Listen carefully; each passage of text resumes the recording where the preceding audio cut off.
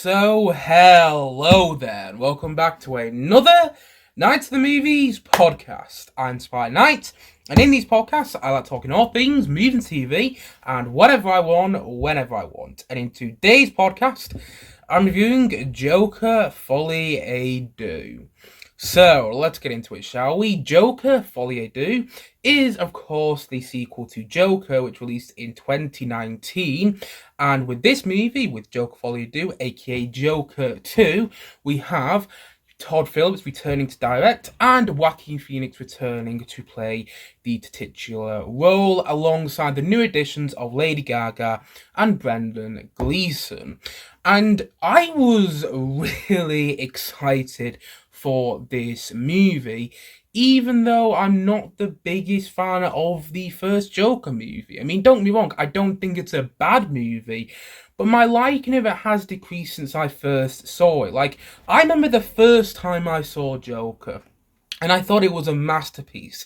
The cinema experience I had watching that movie was unlike any other cinema experience I had up to that point. And I came out of that film with a changed perspective on cinema. That's what it felt like. It was just, God, that movie was unlike anything I'd seen before. But since my first viewing, as what he said, my liking of Joker has decreased because I realised how much the film borrowed from the Martin Scorsese films Taxi Driver and The King of Comedy. And I'm not saying that films made nowadays can't borrow ideas and even borrow and even have very similar sequences to classic cinema. I'm not saying that at all, but it felt like Joker, after I'd watched Taxi Driver and King of Comedy and then rewatched Joker, it felt like Joker took a hell of a lot of ideas from those two movies, and it felt like Todd Phillips, who directed the first Joker and who returned to direct the Joker sequel, it felt like he was trying to make his own version of King of Comedy. It felt like he was trying to make his own Martin Scorsese movie, and I didn't like that because the first time I saw Joker, I thought it was original and unlike anything that had been made in cinema before. And then I realised, oh no wait, it wasn't. It was very similar to the King of Comedy, and yeah, my liking of Joker has decreased as well because King of Comedy I do think is a better movie. But I don't think Joker is a bad film. I think it's very well made. I think it explores mental health in a very compelling fashion, and I think Joaquin Phoenix, is brilliant in that film. There's a reason he won an Oscar for his performance in that movie. So there are things I like about the first Joker, and again, I don't think it's a bad movie. But the more I think about it and the more I rewatch it, the more my liking of that film decreases. However, I was very excited about a Joker sequel because on the press for the first Joker, Todd Phillips, who directed the first Joker movie, as I think I've said about 3 times now, and Joaquin Phoenix, who of course played Joker in that movie, they both said that Joker was going to be a one and done film, and that they weren't going to do any sequels. But the film made over $1 billion at the global box office, and Joaquin Phoenix won an Academy Award for his performance in that movie, and the film was nominated for a bunch of Oscars alongside the Oscar which they won. And, on top of it, grossing over $1 billion at the box office, which is a feat in itself, it was the first R-rated movie to do that. The first movie that was rated a 15 to gross over $1 billion at the global box office, which is quite something. So it was no surprise a couple of years ago, it might have been in 2021 actually, when it was announced that a Joker sequel was in the works. And that excited me because I thought it wasn't going to be a cash grab. I thought that Todd Phillips, after making the first Joker, had actually come up with a really good idea to make this movie because he is credited as a co-writer on this film. I thought he must have a great idea that he wants to get out there, and I thought the script must be great as well because Joaquin Phoenix was returning to play the titular role. Joaquin Phoenix has never done a sequel before up to this point. And you had Lady Gaga coming on after his success in A Star Is Born, and you had Brendan Gleeson coming on as well, who's one of, the best actors working out there still. And with all that, I thought it's not going to be a cash grab. It's not going to feel like a cash grab. I mean, every movie is a cash grab. Every movie is. But it's not going to feel like a cash grab. It's actually going to be something different. And it's going to feel like a story that needed to be told. And I wanted to see how this story continued. Because that's another thing I was wondering. How the hell do you continue the story of Joker after the events of the first Joker? And I'm going to close my curtains now because I see the sun shining quite brightly, so give me a sec. I wanted to see how the story continued, and also I thought making it a musical was a great decision because it was completely different than the first one, and I thought that was the direction you needed to go. Do something completely different. And so with all that, Joker Folie Deux became one of my most anticipated movies for this year, for 2024.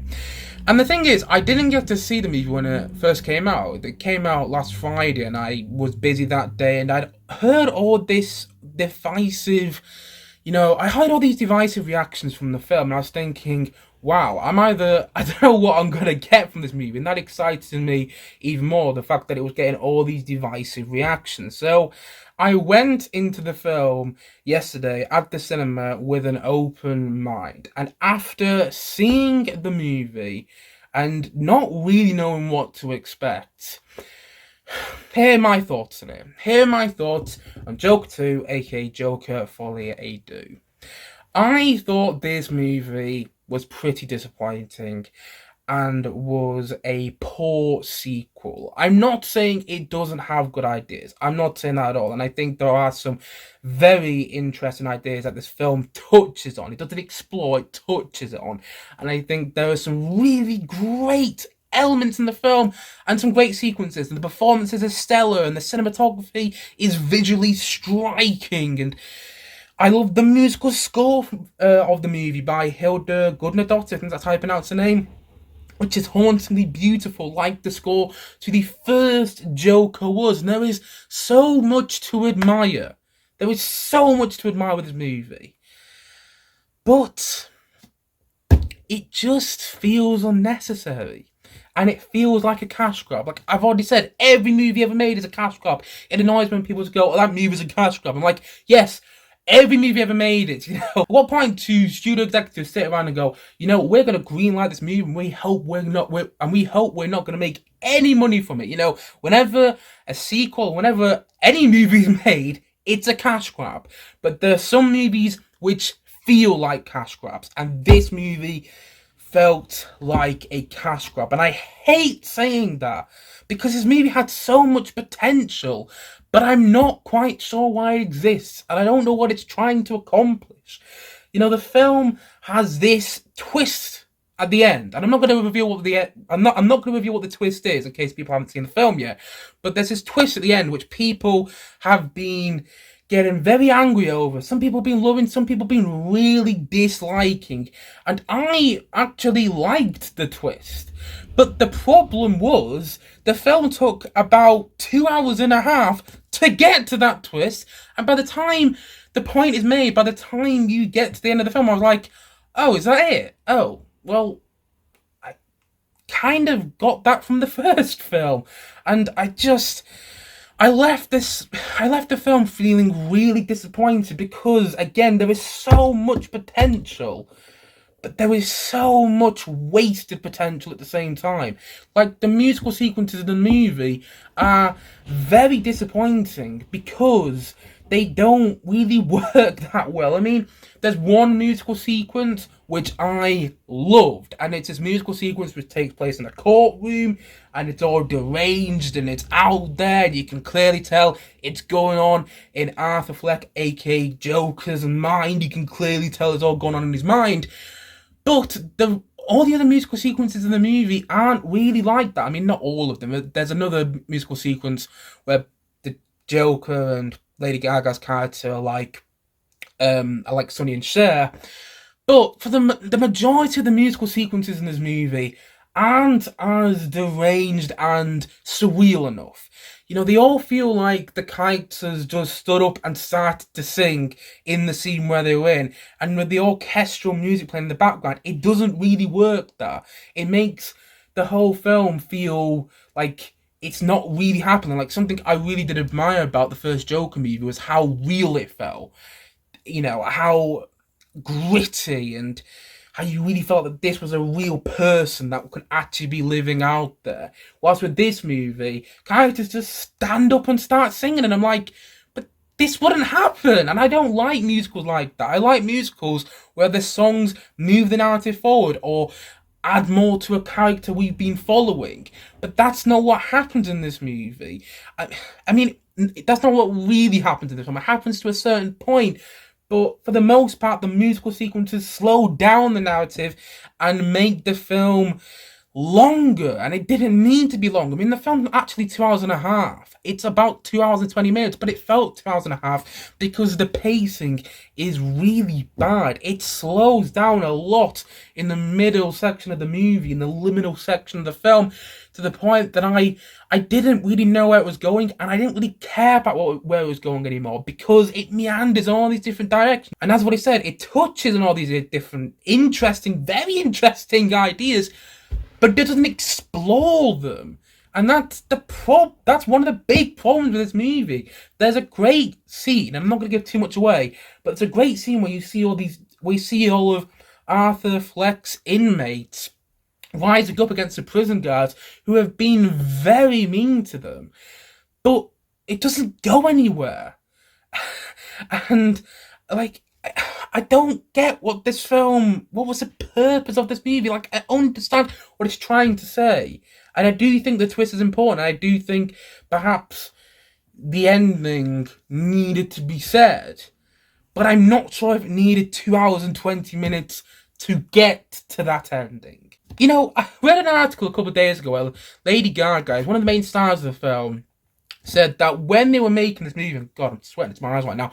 When they were making this movie, they kept rewriting the script. Every day they would tear up the script and rewrite every single scene, and it feels like that. And none of it really flows well together, and a lot of the film feels underwritten. Lady Gaga's character feels underwritten and isn't used enough, and the courtroom sequences aren't as well written as they should be. A lot of the courtroom sequences were really unengaging, and just so much of the film was not that well written.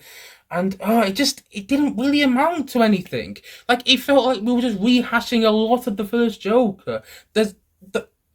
About 3/4 of this movie is a courtroom drama where they're basically just going over the events of the first Joker. I'm like, but we've done this. We know what happened in the first Joker. We watched the film. That's why we're back watching the sequel. And yet you're just going over the same events. And at the start of the movie, like, okay, completely ignoring the very end of the first Joker. Alright, and we're going back to square one. And then we basically get back to the same point that the big finale of the first Joker movie did. But then it just reversed all that. I'm like, what's the point of doing all that? Like, this film didn't really, it felt like it didn't know where it was going. And it felt like it didn't really know what it was doing. And it had a point to make. But it was just trying to kill all this time in order to get to that point. And the point is interesting. I'm not saying it's not, and there's plenty to discuss regarding that point. But why did we need all that stuff beforehand to get to it? Why do we need all the musical sequences? And going back onto the musical stuff, I'm actually someone who's a fan of musicals, which is why the musical stuff is disappointing me. Because you have Joaquin Phoenix, who can sing. What Walk the Line, if you don't believe me. He sings as Johnny Cash in that movie, at least I'm pretty sure he does. And he's brilliant. He's a brilliant singer. And obviously Lady Gaga can sing, and they're both singing in the movie. But the problem is, I listened to an interview with Joaquin Phoenix recently when he's talking about how he was told not to sing well for this movie. And you can tell because you have Lady Gaga and Joaquin Phoenix in all these musical sequences. And on one hand, you've got Lady Gaga singing incredibly well because it's Lady Gaga. And then you've got Joaquin Phoenix singing not that well, and it doesn't work. And it's like, the film, it feels unnecessary, and it feels meaningless, and it just feels like it doesn't need to exist. And again, I'm not saying it doesn't have its merit. I've already briefly spoken about the merits of this film. The performances are all stellar. You know who the standout was for me with this movie? Brendan Gleeson as this horrible, horrible police guard. Every time he's on screen, I was like, "Ooh, I do not want to mess with you. I want to see bad things happen to you," because he's not a nice character. And Brendan Gleeson leans into that very well. And Lady Gaga's very good in the movie. The character's really underwritten, which is a shame. And it doesn't feel like since A Star Is Born that Lady Gaga has got her time to shine. She was in House of Gucci and she wasn't that memorable in that film. And she's not that great here, and I hope she gets a great role soon because she's wasted in this movie. Truly wasted.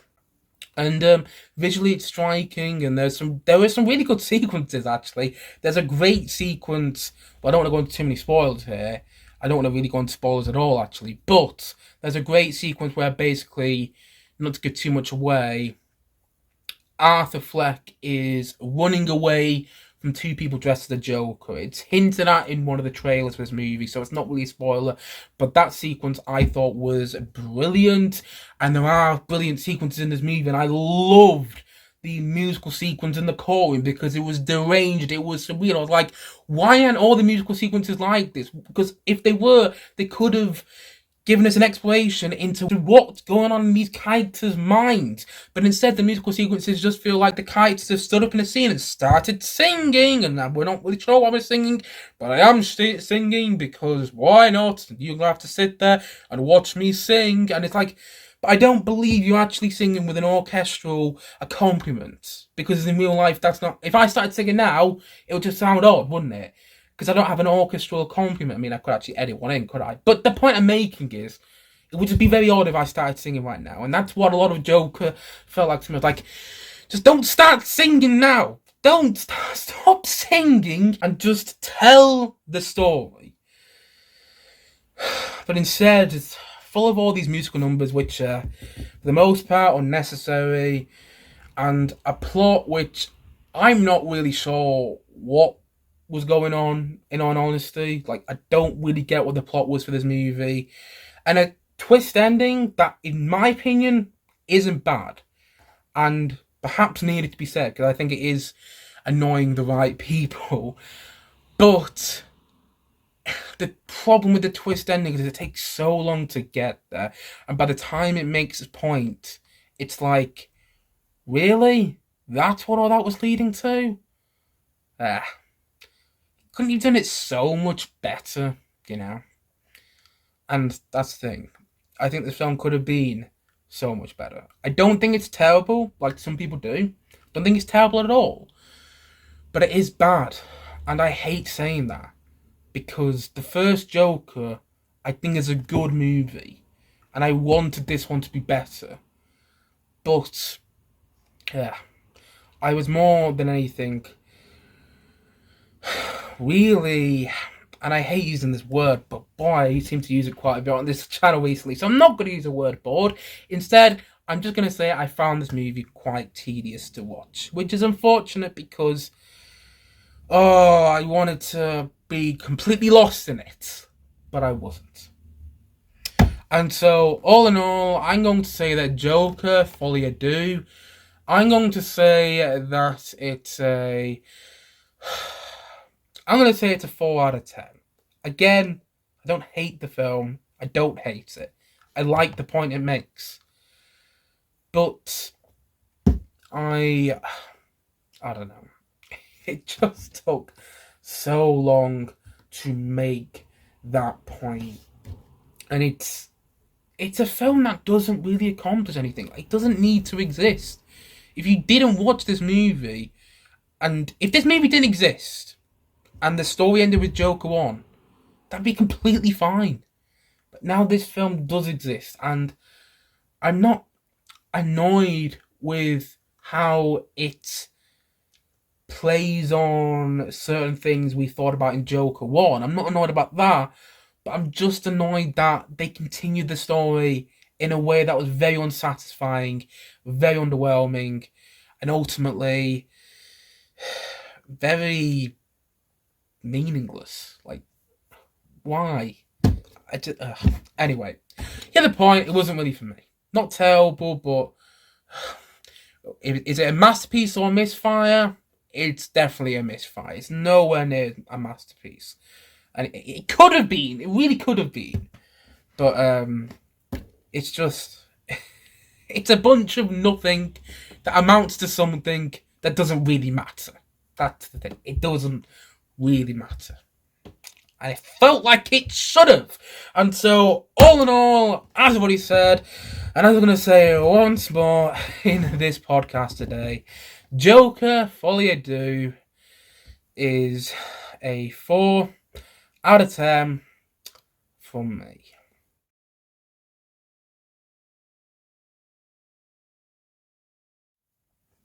Anyway, guys, that's it for today's podcast. If you have seen Joker Folie Deux, please let me know your thoughts on it in the comment section below.